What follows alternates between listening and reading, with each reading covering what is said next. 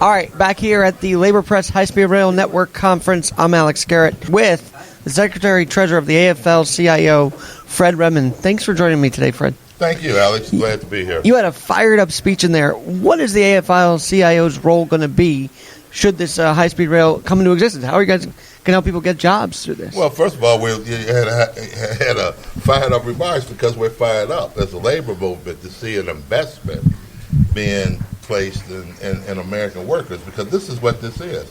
This is an investment in the American workforce.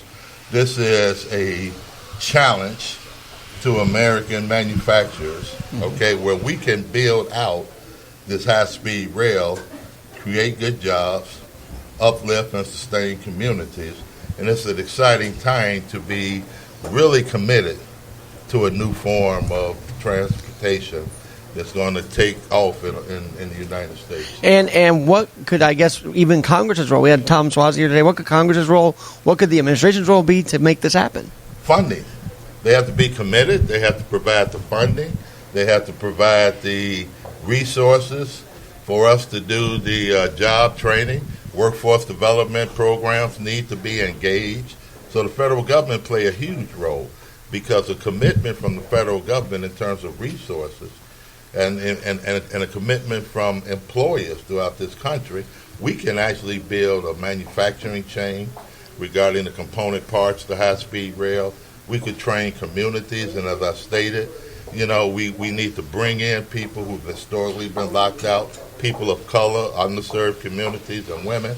And we have an opportunity to build a transportation sector that can uplift communities, uplift families, and help rebuild the middle class. All right, it's exciting. So we're at this conference today. What's the next steps? Next step is to make sure that we get through November with the right team in office that's going to fulfill this commitment when it comes to funding, when it comes to making sure that these projects continue, that the commitment of the Biden-Harris administration continues with the funding and able to make these sort of projects possible. And then from there, it's just going to take the wheel of creating a big table, a big tent, where everybody is coming together in order to really, really move this technology to the next level. For those unfamiliar with the AFL-CIO, talk about the day-to-days. We're talking long-term as well. Talk about day-to-day responsibilities. The AFL-CIO is a labor federation. We have 60 affiliate unions. We represent 12.5 million members around the United States. Every industry in the United States, public sector, private sector, service employees. We represent screen actors. We represent athletes. And we are America's workforce. We're based in Washington, D.C. Our members work at all 50 states. We have a state fed in 50 states around this country, 434 central labor councils around the country, and we are the voice for America's workers. And one more thing to those listening today, what's your message on behalf of the unions? Like, what to the average listener today, what's your message to them? We can do this work.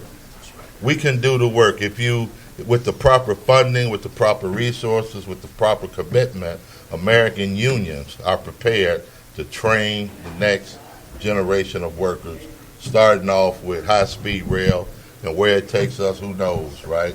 We're ready. We got the best training capabilities in the world. Our training programs, apprenticeship programs, is the gold standard, and we're ready to take these huge investments and build the next generation of workers. AFL-CIO Secretary-Treasurer Fred Redmond, thanks for joining me today. Thank you, man. Appreciate it. Thank you, brother.